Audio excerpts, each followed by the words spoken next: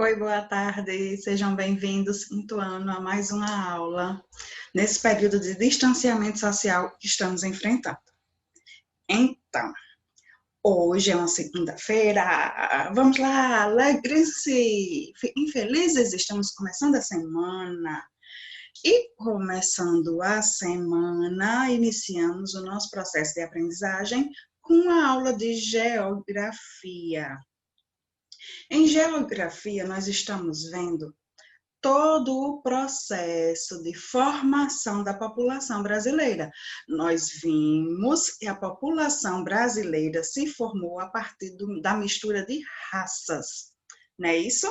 Nós vimos que juntou o branco, o negro e o índio. E nessas três etnias, nós fomos formando a nossa população.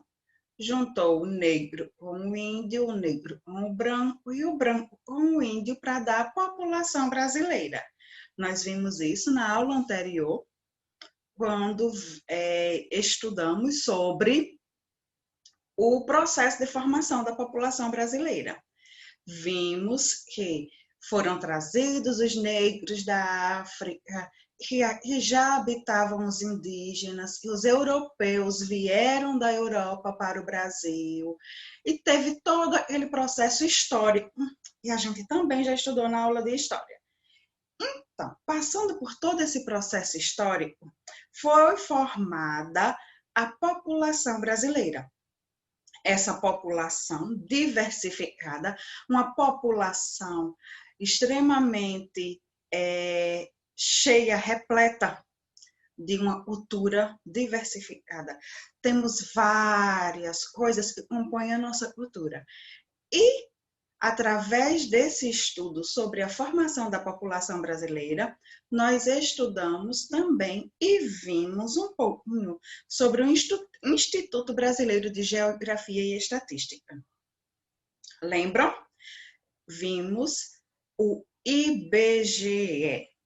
O que seria isso? Seria um instituto que realiza a cada 10 anos pesquisas chamadas de recenseamento, e é feito o censo demográfico, a contagem das pessoas por região, estado, município, zona urbana, zona rural, a quantidade de pessoas que estão em idade escolar, a quantidade de pessoas que trabalham, a quantidade de crianças em uma família, a quantidade de adultos, de idosos. Então, tudo isso através do censo. Então, nós vimos isso na aula anterior. E na aula de hoje, nós vamos complementar esse nosso estudo falando sobre a população do Brasil. Como se formou a população? Não. Como é que ela está organizada? Como é que ela está dividida? Certo? Então, é sobre isso que nós vamos falar hoje. E falando sobre isso, eu já abro para vocês aqui na tela os slides e vamos debater sobre essa questão da população brasileira. E já abro para vocês, começando com um gráfico. O título do nosso gráfico, População Brasileira. Temos dados nele? Ainda não, porque esses dados nós vamos ver no decorrer da nossa conversa de hoje. Mas serve para mostrar, a ideia desse gráfico é para nos mostrar que essa contagem populacional ela pode ser feita usando o recurso visual do gráfico. Então, como é que é feita essa contabilização das pessoas? Como eu falei, através do censo demográfico. O censo demográfico é uma pesquisa sobre a população e possibilita a gente conhecer informações como o número de pessoas, de habitantes, a quantidade de homens, de mulheres, de idosos, de crianças, de jovens, de adultos, como essas pessoas vivem e o trabalho que elas realizam, entre outras coisas. Por exemplo, no censo a gente sabe quem são as crianças que estão na escola de 7 aos 14 anos. A gente sabe quem são os adultos que recebem 1 ou 2 salários mínimos, quem recebe mais do que 2 salários mínimos. Então, é através do censo que é possível a gente ter essas informações. E esse estudo é realizado a cada 10 anos. De 10 em 10 anos acontece o censo demográfico. Os dados que nós temos, eles são do ano de 2010. Era para termos um recenseamento esse ano em 2020, mas em virtude desse período de pandemia, algumas coisas estão sendo feitas de uma forma diferenciada, certo?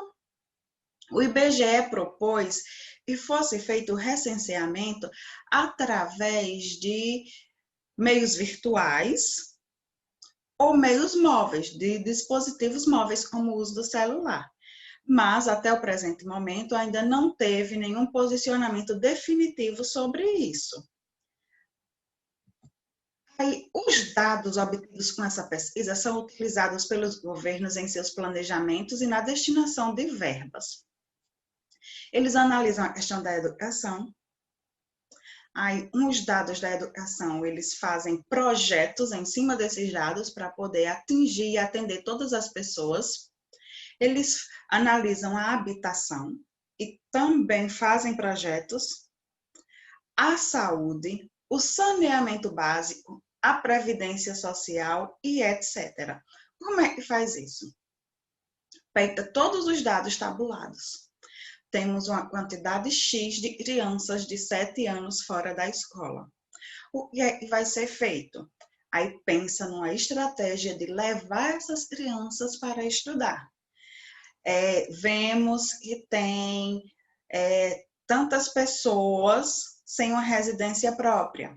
Aí o governo lança um projeto, lança propostas para que viabilize essas pessoas adquirirem seu imóvel próprio. Do mesmo jeito, vai acontecendo com a saúde, com o saneamento básico, com a previdência social. Coletam-se os dados, analisam-se as possibilidades e executam-se projetos em prol da população. Basicamente isso. Ao menos na teoria é para ser. Aí nós temos aí alguns conceitos básicos. Para a gente primeiro pensar em população, nós vimos na aula anterior que existe a questão de ser populoso, um país populoso, e ser um país povoado. Ser uma região populosa e ser uma região povoada. Então, a gente precisa, primeiro, ter alguns conceitos em mente. Por exemplo, a população absoluta de um lugar é o total de habitantes de um certo lugar. Nossa cidade, Açu, Rio Grande do Norte, tem um pouco mais de 60 mil habitantes. Então, a população absoluta do nosso município é um pouco mais de 60 mil habitantes. Aí, eu vou e digo a vocês. A China possui a maior população absoluta entre os países do mundo, com aproximadamente 1 bilhão e 300 milhões de habitantes. É muita gente. Ou seja, de cada 5 habitantes do planeta Terra, 1 é chinês. Cerca de 20% dos 6,5 bilhões de habitantes do planeta.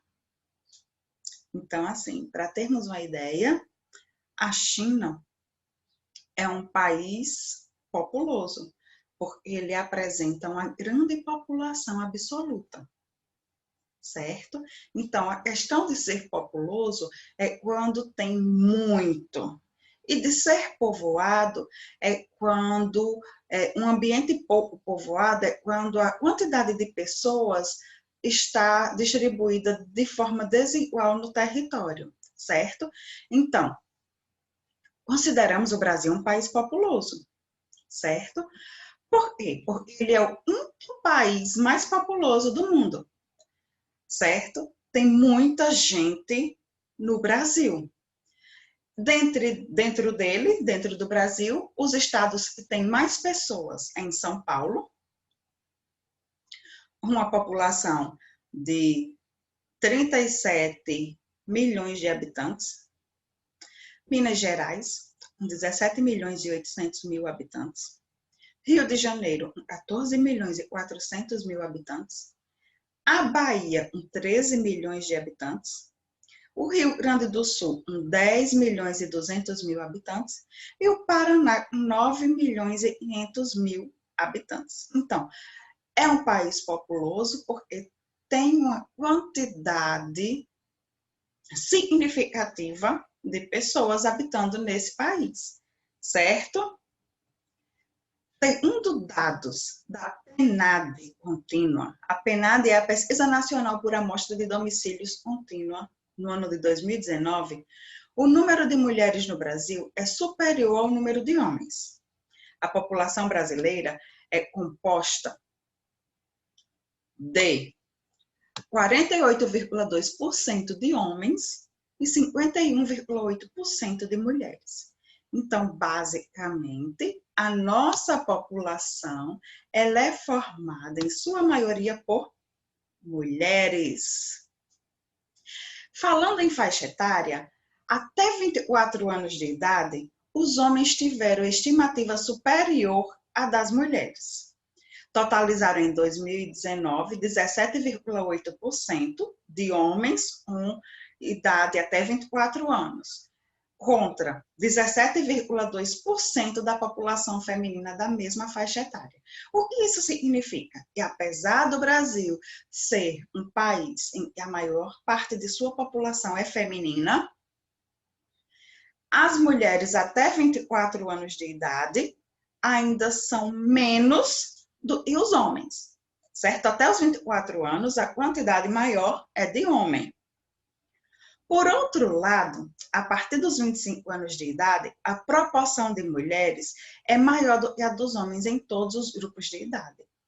De 25 anos em diante, a maior parte da população é feminina. O que a gente pode entender sobre isso? A gente pode entender que os homens são maioria até 24 anos de idade. Passou dos 24 anos de idade, a maioria de mulheres.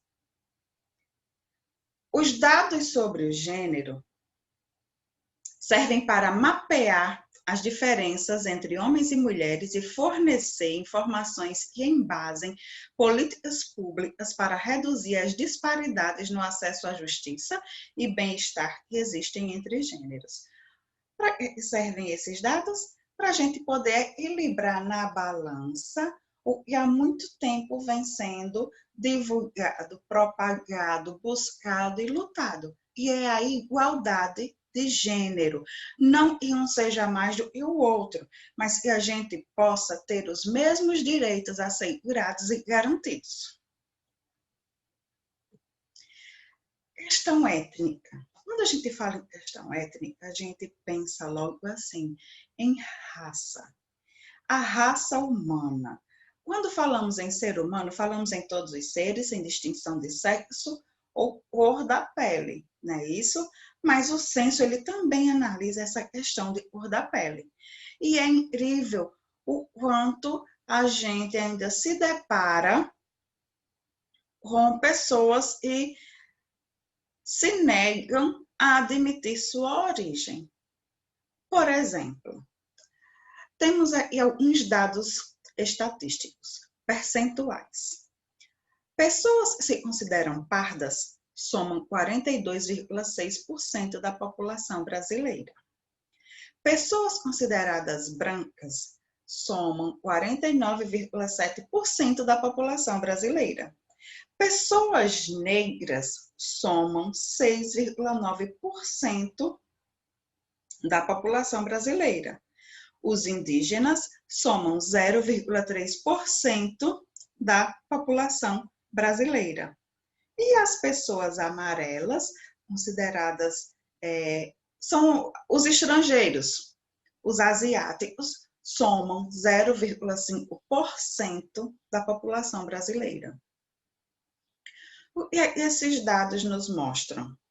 Esses dados nos mostram que ainda, apesar de termos uma miscigenação no nosso país, apesar de termos uma mistura grande de etnias, as pessoas ainda demoram a aceitar a sua condição. Por exemplo, os negros, eles somam 6,9%. Ah, mas eu não sou negra, ou da minha pele não é preta. Mas se nós formos parar para pensar um pouco, todos nós temos herança negra. Eu, particularmente, sou afrodescendente. Sou descendente de negros. Mas não tenho o tom da minha pele mais escurecido. Mas se eu quiser dizer que eu sou negra porque eu sou afrodescendente, eu posso dizer que eu sou negra por ser afrodescendente. E o recenseador, a pessoa que passa fazendo o censo, vai registrar a minha resposta. Então, desde o início da colonização do Brasil, a miscigenação foi intensa. Por quê? Porque os portugueses, os europeus, quando vieram para cá, eles não trouxeram suas famílias. Então, eles se envolveram amorosamente, eles namoraram com as índias que tinham aqui. Então, a partir daí, começou a mistura das raças. A partir desses relacionamentos que existiam entre os europeus e os indígenas. Depois vieram os negros, e da mesma forma, não tinham europeias aqui no Brasil, não trouxeram suas famílias, então eles se relacionaram com as mulheres que estavam disponíveis aqui no Brasil. A maioria dos colonizadores portugueses que vieram ao Brasil eram homens e mantinham relações com índias ou escravas negras. As mulheres brancas só vieram mais tarde, principalmente a partir da segunda metade do século XIX, com a imigração europeia e japonesa. Aí começou a questão do crescimento populacional e a estrutura etária. Vejam só, o que nós podemos ver sobre isso? Nos países desenvolvidos, a estrutura etária é caracterizada pela presença marcante da população adulta e de uma porcentagem expressiva de idosos, consequência do baixo crescimento vegetativo e da elevada expectativa de vida. Essa situação tem levado a reformas sociais, particularmente no sistema previdenciário, em diversos países do mundo, já que o envelhecimento da população obriga o Estado a destinar boa parte de seus recursos econômicos para a aposentadoria. O que é que nós vemos em relação a essa questão do crescimento populacional e da estrutura etária? Nós vemos o seguinte. Vimos na nossa aula anterior que as mulheres, inicialmente, tinham mais de 6 filhos. As famílias eram muito numerosas. E, nos dias de hoje, as famílias estão mais comedidas, tem um númerozinho menor. E antes tinha 6, 7, 8 filhos, hoje em dia tem 3 ou 2. Então, o controle da natalidade e a taxa de fecundidade fez com que diminuísse o crescimento vegetativo. Com relação a isso, aumentou-se a expectativa de vida, certo? Então, a população idosa está sendo maior do que a população infantil. Nos países subdesenvolvidos, os jovens superam os adultos e os idosos, consequência do alto crescimento vegetativo e da baixa expectativa de vida. Como é que isso acontece nos países subdesenvolvidos? Existem poucos idosos por causa das políticas públicas que deixam a desejar e a expectativa de vida deles diminui. Então, a população maior é de jovens. Essa situação coloca os países subdesenvolvidos numa situação de desvantagem, particularmente os pobres que possuem famílias mais numerosas. Sustentar um número maior de filhos limita as possibilidades do Estado e da família em oferecer uma formação de boa qualidade, coloca a criança no mercado de trabalho e reproduz o círculo vicioso da pobreza e da miséria ao dificultar a possibilidade de ascensão social futura. Essa questão reflete muito a desigualdade social. Reflete questões ideológicas, questões públicas, de políticas públicas. Por quê? Porque não se volta totalmente para as necessidades da população que necessita dessas políticas públicas. Aí vejamos aqui, gráfico da composição etária. 5,8% da população brasileira tem 65 anos de idade ou mais. São considerados pessoas idosas. Aí na partezinha nós temos jovens de 0 a 14 anos e adultos de 15 a 64 anos. Então a população de 15 a 64 anos, ela supera a população de idosos e de jovens. Para a gente entender melhor, a gente traz o conceito de pirâmide etária. O que é a pirâmide etária? É um tipo de gráfico que representa os dados sobre a população masculina e feminina, separando por idades. A base larga representa um país com maior predomínio de população jovem. Já uma pirâmide, um topo largo, representa uma população envelhecida. Então, em uma pirâmide, basicamente temos esse formato. O topozinho dela, sendo fino, está representando a população idosa. A base dela, mais grossa, representa a população jovem. Se a gente pegar essa pirâmide e abrir ela um pouquinho, nós vamos ter a base mais fina, que é a população jovem, e o topo mais aberto, que simboliza a população envelhecida, os idosos. Então, existem países em que a base é mais larga e existem países que o topo é mais largo. O que significa isso? Alguns países possuem mais jovens e alguns países possuem mais pessoas idosas. A pirâmide etária do Brasil mostra uma mudança entre os anos de 80 e 2000, com a diminuição da base em razão da queda da natalidade e fecundidade, e um alargamento do topo em razão das melhorias da qualidade de vida da população e consequente queda da taxa de mortalidade.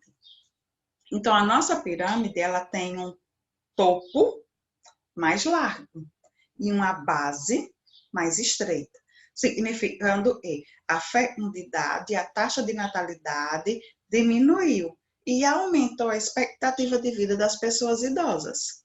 Passou a se ter um cuidado maior de políticas públicas que beneficiam as pessoas mais idosas.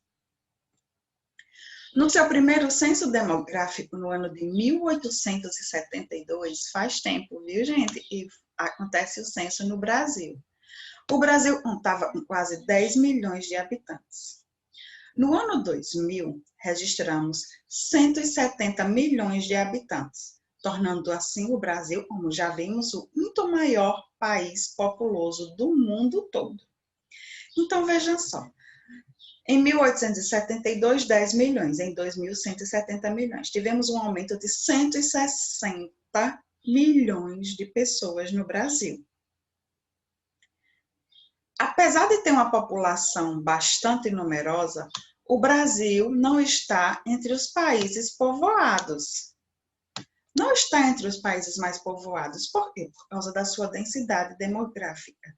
A distribuição do total de pessoas pelo tamanho do território que aquelas pessoas ocupam é baixa. Então, se ela é baixa, ela não vai constar como povoada. Então, o país populoso tem a ver com a população absoluta, o número total. Não mexe com aquele número, é aquele número e pronto. 170 milhões de habitantes são 170 milhões de habitantes. Esses 170 milhões de habitantes simbolizam o país populoso, que é o Brasil, certo? Já o termo povoado leva em conta também umas pessoas se distribuindo no território. Eu pego de 170 milhões, digamos, e 80 mil habitam em determinado território. Esse território, ele tem tantos metros quadrados. Eu vou pegar, dividir esses 80 mil pelos metros quadrados para dar a densidade demográfica do lugar. Então, essa densidade demográfica vai dizer se a quantidade de pessoas que habitam aquele lugar é ou não significativa, certo? Então, povoado tem a ver com a questão da densidade demográfica, do total de pessoas morando em um mesmo espaço. Aí as partes da pirâmide, para a gente entender melhor um pouquinho sobre a pirâmide. A estrutura da pirâmide é a seguinte: nós temos a base, que corresponde aos jovens, nós temos o meio, que corresponde aos adultos, e nós temos o topo, ou ápice, que corresponde às pessoas idosas. Aí a gente vê, e olha só, em 1980, a nossa base, os jovens, ela estava considerávelzinha, né? Aí o meio, que eram os adultos, mais ou menos. E os idosos, menos, né?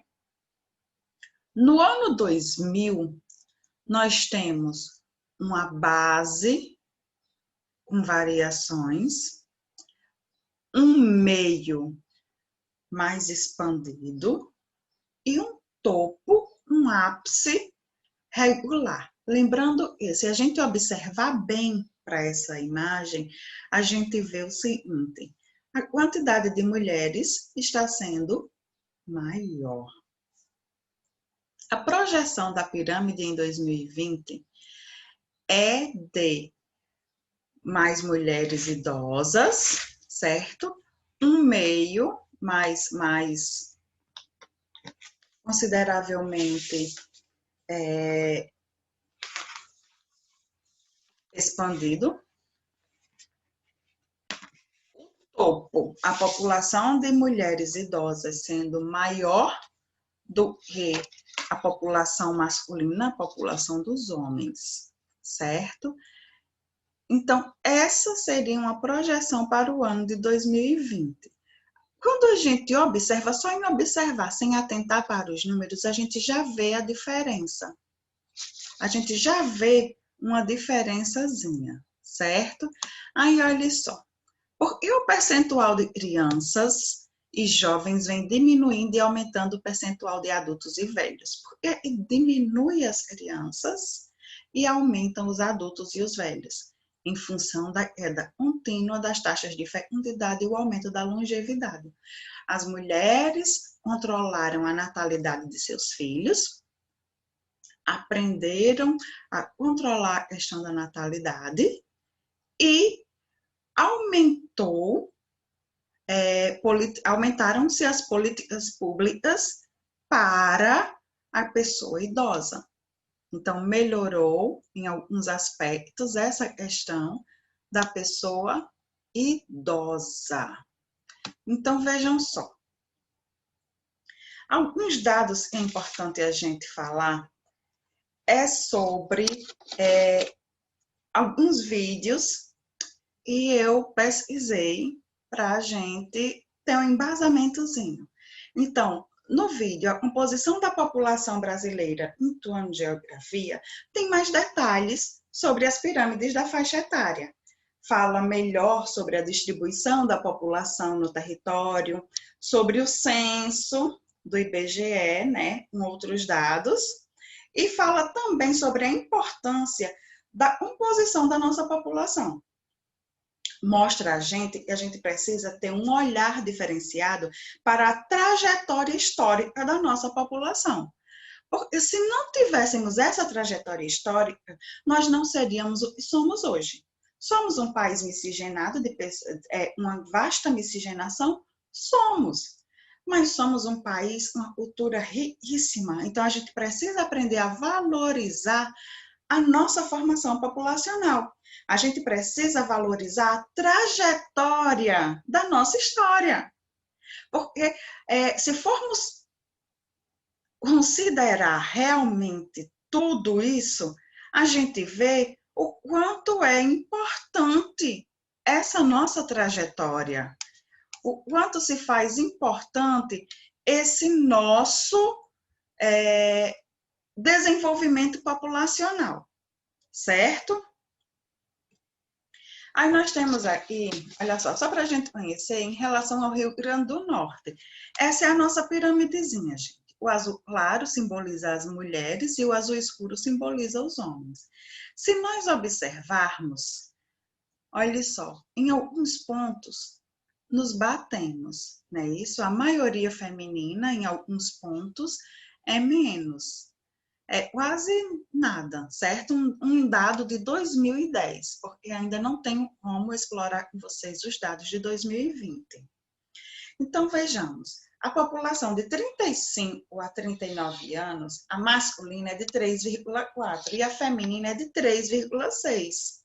Então, quer dizer, um percentual de 0,2%, certo? Então, são essas questões que a gente precisa ver e analisar direitinho para a gente poder acompanhar essa evolução. Aí, o IBGE aponta para 2015 uma população brasileira de cerca de 204 milhões de pessoas, sendo que destas 51% são mulheres e 49% homens, no ano de 2015. A tabela do slide a seguir mostra a distribuição da população por faixas de idade em 2015, segundo os dados do IBGE. O Brasil, que até bem pouco tempo atrás era considerado um país jovem, hoje possui seu maior percentual de cidadãos na fase adulta, isto é, entre 20 e 60 anos de idade. Observando a evolução dos dados da tabela, é possível perceber ainda a diminuição gradativa no percentual de população jovem, com menos de 20 anos, e o aumento nos percentuais de idosos, mais de 60 anos. Então, nós temos aqui, ainda do ano de 2010, na nossa cidade, no nosso município, Açu, Rio Grande do Norte, os seguintes dados. A população feminina de 5 a 9 anos de idade é menor do que a masculina.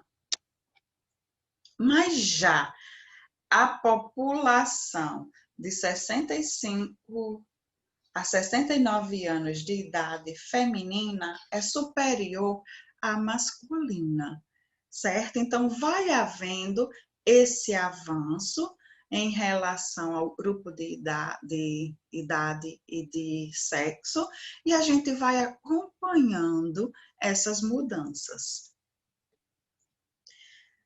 Basicamente, 51,8% da população é masculina e 48,2% desculpem, 51,8% é população feminina e 48,2% é população masculina.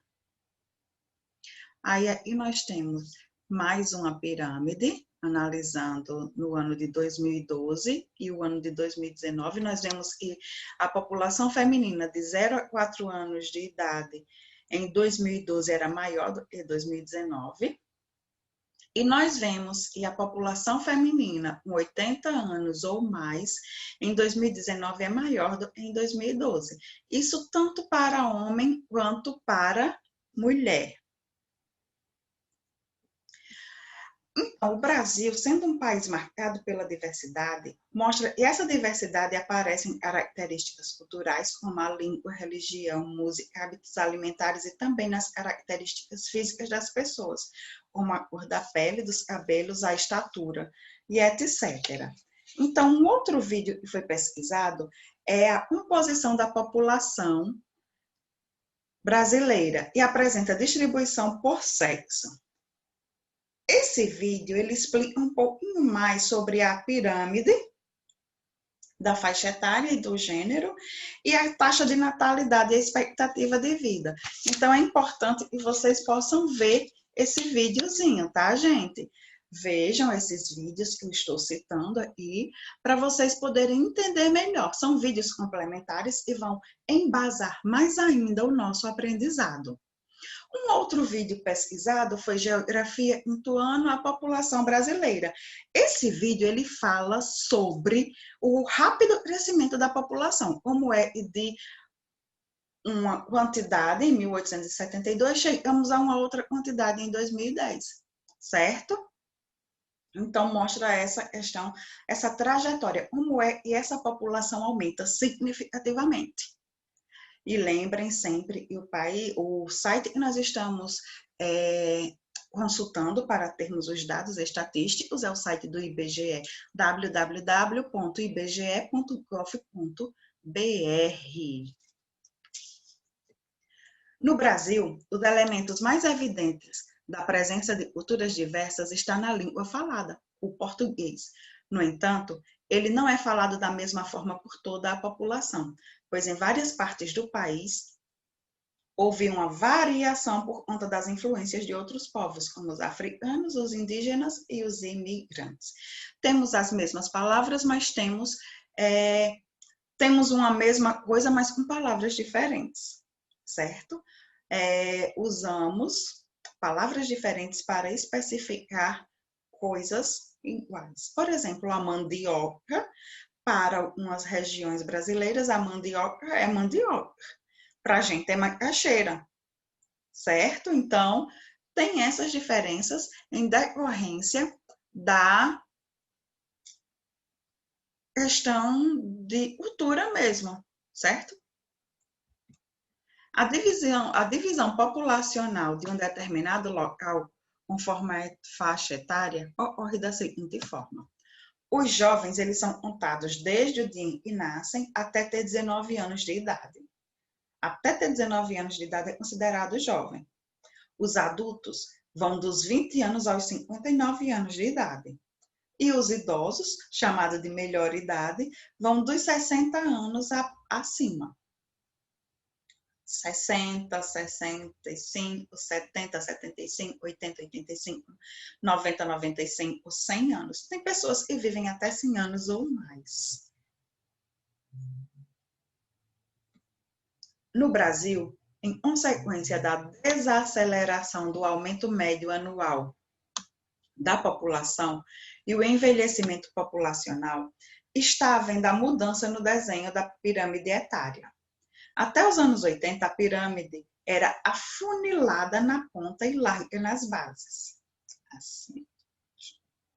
Até a partir dos anos 2000, a pirâmide mostrou uma base mais estreita, com um formato menos afunilado, indicando que os adultos estavam em maioria.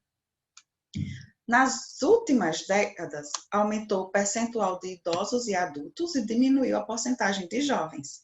Esse fato é o resultado da diminuição das taxas de mortalidade e natalidade e o aumento da expectativa de vida.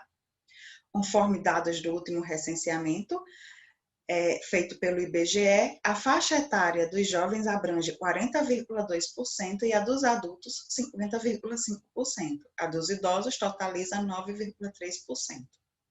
A média da expectativa de vida da população brasileira só não é maior devido a grande quantidade de assassinatos entre os indivíduos da faixa etária composta por jovens.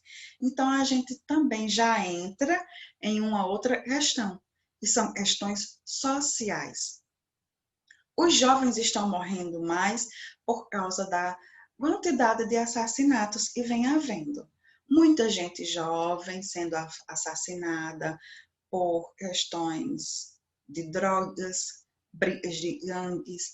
Então, são N fatores que fazem com que haja uma diminuição dessa população. É aí onde entram, eu venho falando sempre com vocês, a questão das políticas públicas. Aí, eu trago para vocês as páginas 62 e 63 do livro didático. A composição da população brasileira. Nós vemos que a nossa população, estamos vendo até agora que a nossa população, ela é formada por uma miscigenação de raças, né? Temos miscigenação, raças misturadas, várias etnias. Mas essa população, ela não se divide só por etnia, ela se divide também em relação ao gênero, ao sexo feminino e ao sexo masculino. Em 2015, nós temos uma projeção de gráfico da seguinte maneira: 52% da população é público feminino, 48% da população é público masculino, certo? Então, de acordo com esse gráfico, no Brasil existem mais homens ou mulheres? A população do nosso país também é composta por pessoas de diferentes faixas etárias, ou seja, com idades diferentes. Vejam o gráfico ao lado. Nós temos 14% da população de idosos, 30% da população de crianças e jovens e 56% da população de adultos. Qual é a faixa etária mais numerosa da população brasileira? Qual é o que tem mais? Qual é a porcentagem de crianças e jovens no total da população brasileira? E a porcentagem dos idosos? Qual é o percentual de idosos? As crianças e jovens fazem parte da população que tem idade de 0 a 19 anos. Para atender às necessidades das pessoas que estão nessa faixa de idade, os governos precisam investir em creches, escolas e universidades em quantidade suficiente para atender essa população. Na faixa de idade de 20 a 59 anos estão os adultos. Para os adultos que estão em idade produtiva, os governos precisam investir na geração de empregos e renda que garanta o sustento das famílias. E para os idosos, que fazem parte da população com mais de 60 anos de idade, o governo ele precisa investir na assistência médico-hospitalar, assim como no pagamento das aposentadorias. Páginas 64 e 65, nós temos o seguinte. Há algumas décadas, as crianças e os jovens representavam a parcela mais numerosa da população brasileira. Essa situação, no entanto, vem mudando rapidamente. Isso porque o número de crianças no total da população vem diminuindo ao mesmo tempo em que o número de idosos vem aumentando. Isso significa, portanto, que a população brasileira está envelhecendo. Mas quais são as consequências dessas mudanças? O número menor de crianças significa menos adultos para o mercado de trabalho. Isso terá um impacto na diminuição da força produtiva do país. Por outro lado, é preciso garantir melhoria nas condições de vida da população que está envelhecendo. Com o objetivo de assegurar direitos aos idosos e promover melhorias na qualidade de vida na velhice, foi criado o Estatuto do Idoso. Leia-se um dos artigos que estão nesse estatuto. Artigo 3º.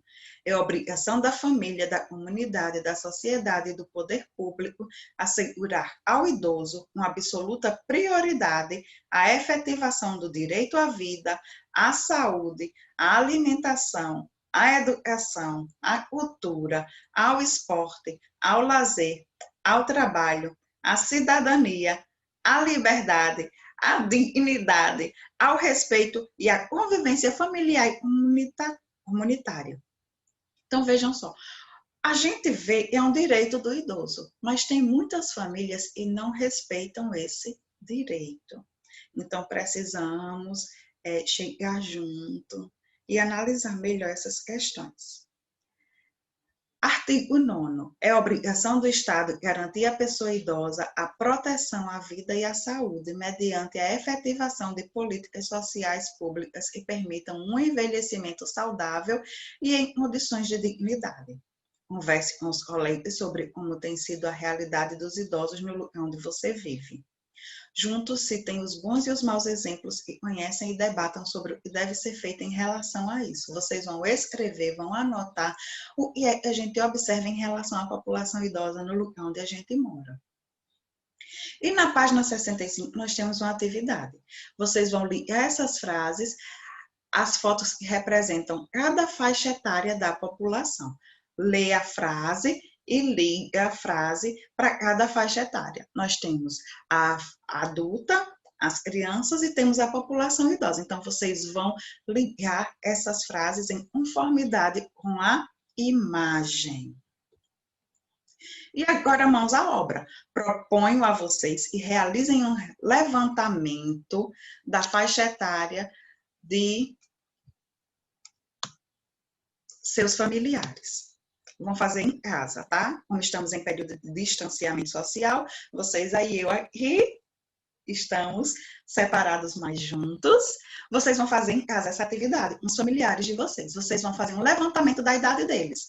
Quantos têm tantos anos, quantos têm tantos, e vão listar isso aí. Pai, mãe, irmãos, avô, avó, tio, os familiares de vocês. Em seguida, vocês vão formar uma pirâmide seguindo a divisão por idades. Jovens, adultos e idosos. Vocês vão botar a base, crianças e jovens, o meio, adultos e os idosos lá em cima, certo? Lembrando de que vai variar demais a pirâmide de vocês. Feito isso, vocês vão comparar com os dados obtidos com os da população brasileira, fornecidos pelo Instituto Brasileiro de Geografia e Estatística. Vão comparar com o que eu mostrei a vocês aqui nos nossos slides, certo? E o IBGE diz, vocês vão comparar com a realidade da casa de vocês.